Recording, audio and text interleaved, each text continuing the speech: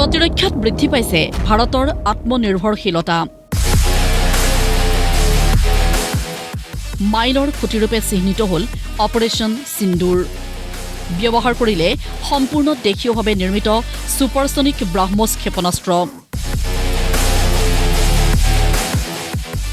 S-400ৰ সমানেই ব্যৱহাৰ কৰিলে আকাশ এয়াৰ ডিফেন্স ছিষ্টেম। এইবোৰ ব্যৱস্থাই কাৰ্যকৰীভাৱে ব্যাহত কৰিলে পাকিস্তানৰ সকলো ধৰণৰ আকাশী আক্ৰমণ। অপাৰেশ্যন সিন্দুৰত এইবোৰে শক্তিশালী ৰূপত প্ৰমাণ কৰি দিলে ভাৰতৰ প্ৰতিৰক্ষা সক্ষমতা। আকাশ এয়াৰ ডিফেন্স মিছাইল অৰ্থাৎ আকাশ বায়ু সুৰক্ষা ক্ষেপণাস্ত্ৰৰ লগতে D4 এণ্টি ড্ৰোন ছিষ্টেমো ব্যৱহাৰ কৰিছিল ভাৰতীয় সেনাই, যি ব্যৰ্থ কৰি দিছিল পাকিস্তানৰ অধিকাংশ আকাশী আক্ৰমণ। ব্ৰাহ্মছ ক্ষেপণাস্ত্ৰ সাম্প্ৰতিক বিশ্বৰ অন্যতম দ্ৰুতগতিসম্পন্ন ছুপাৰছনিক ক্ৰুজ ক্ষেপণাস্ত্ৰ। শব্দৰ 3 গুণ অধিক গতিত যাব পৰা এইবিধ ছুপাৰছনিক ক্ৰুজ ক্ষেপণাস্ত্ৰ নিৰ্মাণ কৰে ভাৰতৰ ব্ৰাহ্মছ এৰোস্পেচ প্ৰাইভেট লিমিটেডে।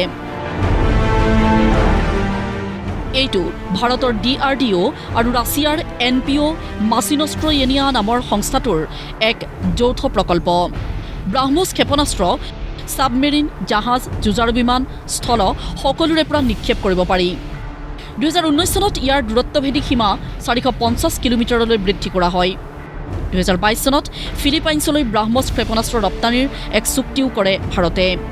সেই চুক্তিৰ অৰ্থমূল্য $375 নিযুত। ইতিমধ্যে ব্ৰাহ্মছ ক্ষেপণাস্ত্ৰৰ হাইপাৰছনিক সংস্কৰণ এটা বিকাশৰ কাম কৰি থকা হৈছে। হায়দৰাবাদ আৰু তিৰুৱনন্তপুৰমত আছে ব্ৰাহ্মছ ক্ষেপণাস্ত্ৰ উৎপাদন কাৰখানা। শেহতীয়াভাৱে লক্ষ্ণৌতো মুকলি কৰা হৈছে ব্ৰাহ্মছ ক্ষেপণাস্ত্ৰ কাৰখানা, য'ত বছৰি নিৰ্মাণ কৰা হ'ব 100 পৰা 150টা ব্ৰাহ্মছ ক্ষেপণাস্ত্ৰ। আনহাতে আকাশ এয়াৰ ডিফেন্স ছিষ্টেমৰ বিকাশ ঘটাইছে DRDOই। নিৰ্মাণ কৰে ভাৰত ডাইনামিক্স লিমিটেডে। ভূমিৰ পৰা আকাশলৈ নিক্ষেপ কৰিব পৰা হ্ৰস্ব দূৰত্বভেদী এই আকাশ ক্ষেপণাস্ত্ৰই ভেদ কৰিব পাৰে 70 পৰা 80 কিলোমিটাৰ দূৰত্ব। আকাশ এয়াৰ ডিফেন্স ছিষ্টেমে ক্ষেপণাস্ত্ৰ, ড্ৰোন, যুঁজাৰু বিমান সকলো ইণ্টাৰচেপ্ট কৰিব পাৰে। ইতিমধ্যে ব্ৰাজিল, আৰ্মেনিয়া, ইজিপ্ত আদি দেশে এইবিধ এয়াৰ ডিফেন্স ছিষ্টেম ক্ৰয় কৰাত আগ্ৰহ প্ৰকাশ কৰিছে। একেদৰে D4 এণ্টি ড্ৰোন ছিষ্টেমেও অপাৰেশ্যন সিন্দুৰত ল'লে অন্যতম গুৰুত্বপূৰ্ণ ভূমিকা। D4 ছিষ্টেমে ইলেক্ট্ৰনিক জেমিং, ডাটা বিভ্ৰান্তিৰে অক্ষম কৰিব পাৰে শত্ৰু দেশৰ ড্ৰোন আৰু মানৱবিহীন আক্ৰমণকাৰী আকাশীযান। বাংগালুৰু, হায়দৰাবাদ, ডেৰাডুনত থকা DRDOৰ লেবৰেটৰীত বিকাশ ঘটোৱা হৈছে এই D4 ছিষ্টেম। ইয়াত থাকে ৰাডাৰ, ৰেডিঅ' ফ্ৰিকুৱেঞ্চি ছিষ্টেম আৰু 360 ডিগ্ৰী ঘূৰিব পৰা ইলেক্ট্ৰ অপটিকেল কেমেৰা। আকৌ ভাৰত ইজৰাইল প্ৰতিৰক্ষা সহযোগিতাৰ আধাৰত ভাৰতে বিকাশ ঘটাইছে কেইবাবিধো ঘাতক অস্ত্ৰ। ইয়াৰ ভিতৰত আছে বাৰাক-8 ক্ষেপণাস্ত্ৰ আৰু কামিকেজি ড্ৰোন। এই দুবিধ অস্ত্ৰয়ো অপাৰেশ্যন সিন্দুৰত দেখুৱাইছে পৰাক্ৰম। বাৰাক-8 হ'ল ভূমিৰ পৰা আকাশলৈ নিক্ষেপ কৰিব পৰা মধ্য দূৰত্বভেদী ক্ষেপণাস্ত্ৰ। যুদ্ধ জাহাজৰ পৰাও নিক্ষেপ কৰিব পাৰি এই বাৰাক-8 ক্ষেপণাস্ত্ৰ। ভাৰতৰ কেইবাটাও প্ৰতিষ্ঠানে নিৰ্মাণ কৰে এইবিধ ক্ষেপণাস্ত্ৰ।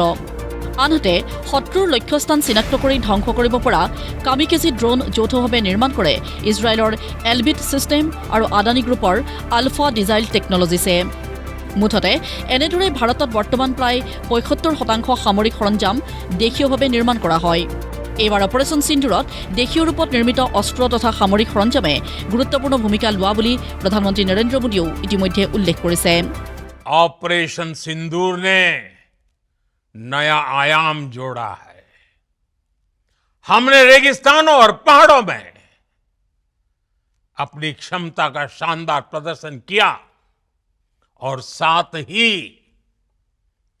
न्यू एज वॉरफेयर में भी अपनी श्रेष्ठता सिद्ध की। इस ऑपरेशन के दौरान